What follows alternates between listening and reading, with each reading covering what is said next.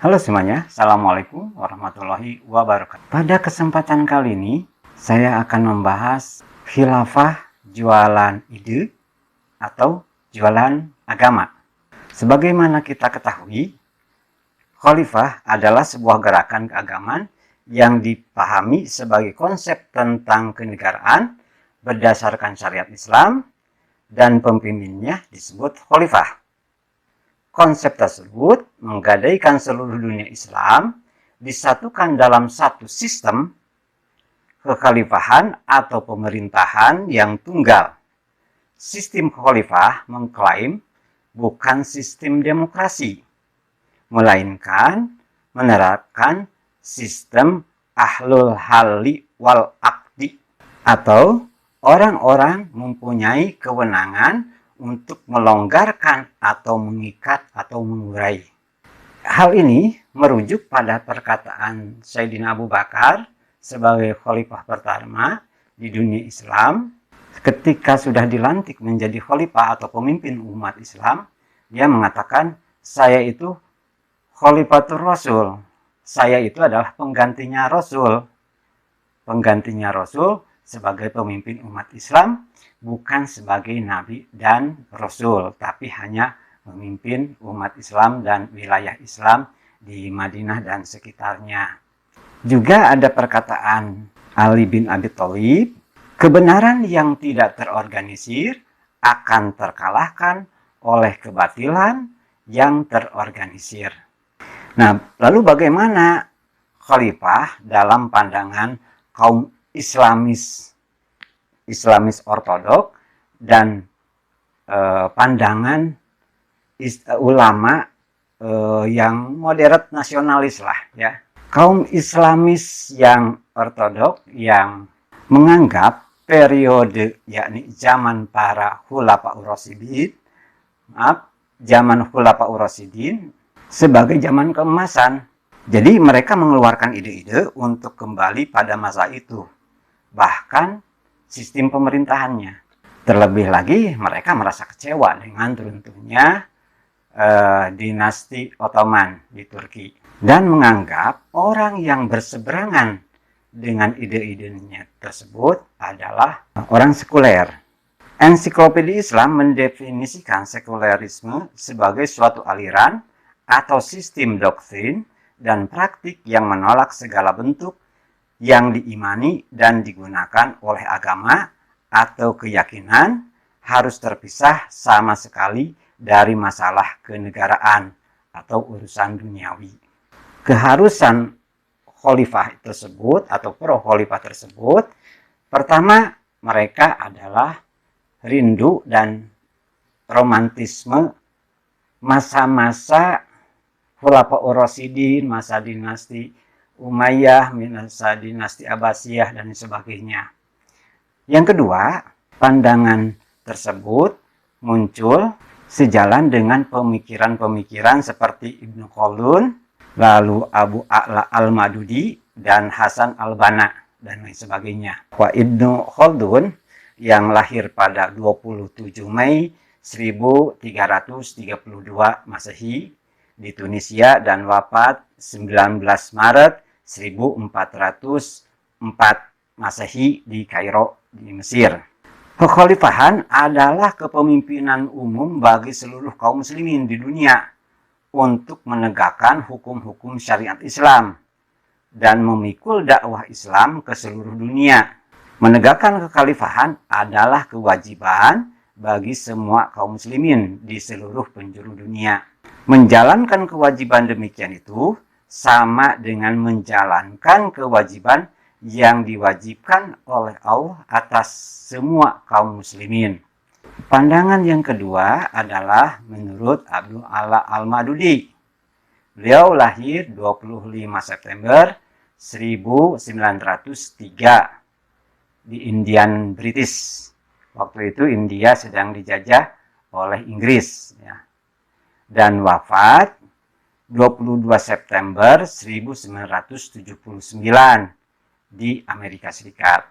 Beliau mengeluarkan buku-buku, banyak sekali buku-buku, dari buku Jihad in Islam Yang kedua adalah human right in Islam, atau yang ketiga fundamental of Islam, terus the Islamic law and constitution, atau buku lagi yang lain yang ini yang paling penting adalah Caliphate and Kingdom. Jadi kekhalifahan dan kerajaan. Lalu ada lagi buku Economic System of Islam dan banyak lagi itu. Adapun konsep-konsep dalam pemikiran sistem pemerintahan dalam Islam menurut Abu Ala al-Madudi, yaitu tentang sistem kekhalifahan atau sistem khilafah. Pertama, khalifah, wakil delegasi Allah, adalah manusia-manusia muslim yang bersifat khalifah umum. Lalu bentuk kedaulatan. Kedaulatan mutlak milik Allah. Kedaulatan rakyat terbatas. Lalu bentuk negara, Kingdom of God atau teokrasi. Bukan teokrasi Eropa seperti, dan bukan juga teodemokrasi seperti di Inggris. Nah, itu proses konstitusi dengan al-ahli wal akli, majelis suro sejalan dengan pendapat rakyat. Jadi rakyat tidak beri kewenangan, hanya majelis suro saja. Itu pun orang-orangnya terpilih, ya anggota legislatif. Lalu asas negara berdasarkan ideologi atau agama, tidak berdasarkan ras, suku, bahasa, atau batas geografi. Jadi tidak mengenal suku, tidak mengenal ras, tidak mengenal batas-batas geografi. Lalu proses penyelenggaraan negara dengan badan eksekutif, legislatif, dan badan yudikatif ini. Tapi tidak mengenal trias politika, sebab khalifah adalah pemimpin tertingginya. Walaupun ada eksekutif, legislatif, dan yudikatif kita sejajar, namun ada pemimpin tertingginya yaitu khalifah. Ya seperti di Iran lah. Prinsip bernegara berdasarkan syuro atau musyawarah, keadilan, ketaatan kepada ulil amri, harus patuh kepada pemimpin, persamaan, kebebasan beragama, dan kemaslahatan. Itu mengenai konsep khilafah menurut Al-Ma'dudi. Hasan al-Banna lahir di Mesir 14 Oktober 1906 dan wafat 12 Februari 1949. Dia menulis kitab atau buku Majmu'ah Ar-Rasail dan mendirikan Partai Ikhwanul Muslimin. Beliau wafat itu ditembak ya suruhan pemerintah karena Mesir saat itu sedang dijajah ya oleh bangsa Eropa. Hasan al-Banna berpendapat Islam menganggap perintah sebagai salah satu dasar sistem sosial yang dibuat untuk manusia. Islam tidak menghendaki kekacauan atau anarkis dan tidak membiarkan suatu jamaah tanpa imam atau pemimpin. Orang yang menganggap bahwa Islam tidak memberikan penjelasan tentang politik atau politik bukan bidang pembahasannya, maka ia mengkhianati dirinya, juga mengkhianati Islam. Akibat pandangan-pandangan tersebut, kekhalifahan itu melewati ruang batas waktu dan kewilayahan geografis. Jadi dunia itu hanya satu warna. Dalam madhabnya apa, keputusannya seperti apa, itu harus tersedia. Ya seperti Taliban lah sekarang, atau seperti apa lagi ya, seperti Iran. Contohnya seperti dulu Turki juga memaksakan anak-anak non-muslim, dia ambil, dididik, dipaksa menjadi Islam, dan dia juga dijadikan pasukan Jangisari atau pasukan elit dari Kesultanan Ottoman. Ini juga seperti Afghanistan sekarang. Afghanistan yang dikuasai oleh Taliban itu menerapkan hukum Islam kepada setiap warganya, entah itu etnis apapun, sesuai dengan versi Islam versi Taliban tersebut. Bantahan-bantahan ulama modern tentang khilafah atau kekhalifahan tersebut. Bahan tersebut pertama Faraj Faudah atau Farag Fauda. Ya, orang Barat nyebutnya Farag Fauda. Jadi nama aslinya adalah Faraj Faudah, itu dalam bahasa Arab. Orang Barat nyebutnya Farag Fauda. Di dalam buku Al-Haqiqah Al-Ghaibah atau kebenaran yang hilang. Dia meninggal pada tahun 1992 ditembak ya oleh kelompok Jamaah Islamiyah. Farag Faudah berpendapat mereka hanya mengesampingkan sisi kelam dari romantisme kekhalifahan, baik itu zaman Khulafaur Rasyidin, masa dinasti Umayyah, masa dinasti Abbasiyah, atau Turki Ottoman. Mereka cenderung meninggalkan nilai-nilai Islam, bahkan sering sekali membuat maksiat dan dosa. Menganggap periode salaf, yakni zaman para sahabat Nabi yaitu Khulafaur Rasyidin, sebagai zaman keemasan, ingin dibangkitkan lagi sistem pemerintahannya, itu pun tidak terlepas dari sisi kelam. Contohnya pada masa Khulafaur Rasyidin, Umar bin Khattab mati terbunuh. Lalu Utsman bin Affan mati terbunuh pada 17 Juni 656 Masehi. Lalu Ali bin Abi Thalib mati terbunuh 26 Januari 661 Masehi. Sisi kelam masa kekhalifahan itu pada masa dinasti Umayyah. Dalam proses pendiriannya sampai terbunuhnya Husain, anaknya Ali bin Abi Thalib. Yazid bin Muawiyah melakukan pembantaian di Mekah pada kelompok yang memberontak kekhalifahan Muawiyah, yaitu Abdullah bin Zubair.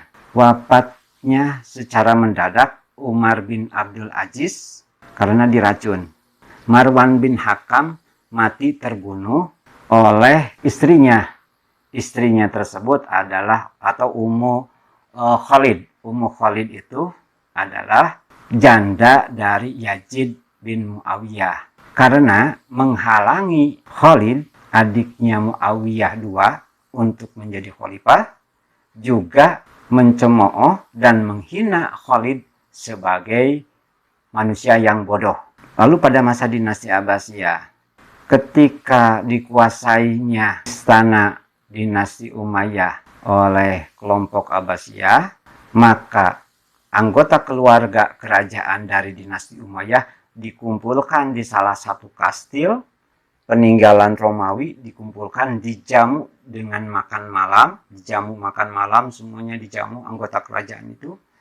Kemudian si kastil tersebut dikunci dari luar dan kemudian dibakar. Kematian Khalifah Musa Al-Hadi.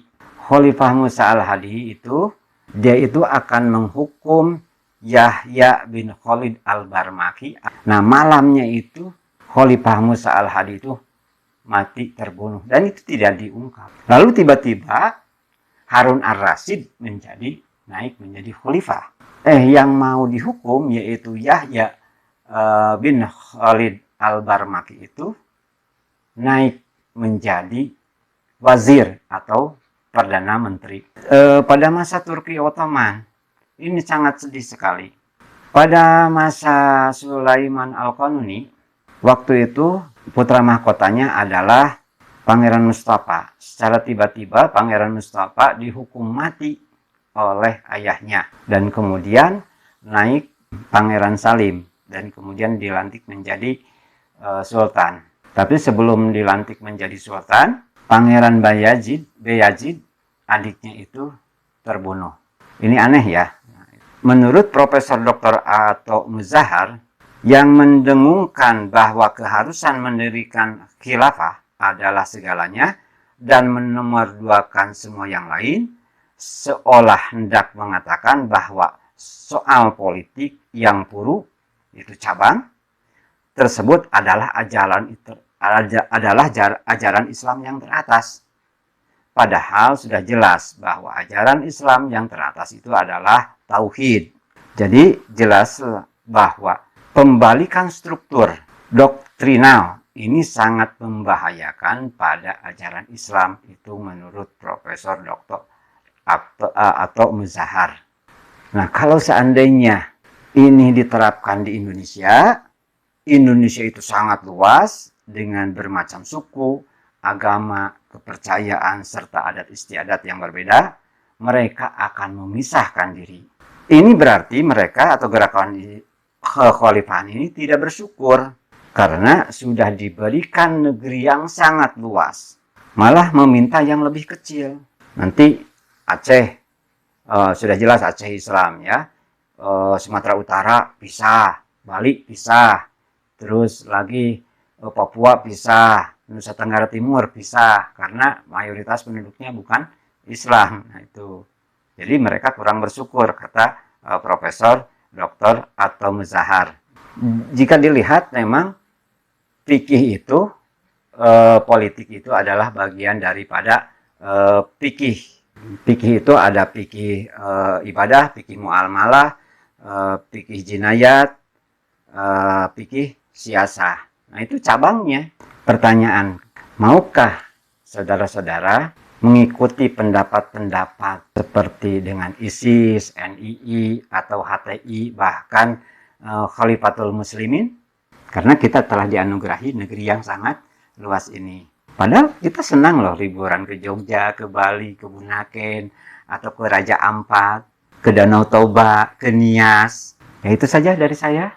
Kalau saya secara pribadi, saya setuju dengan pendapat Profesor atau Muzahar ini dan Farhan Pauda. Terima kasih. Assalamualaikum warahmatullahi wabarakatuh.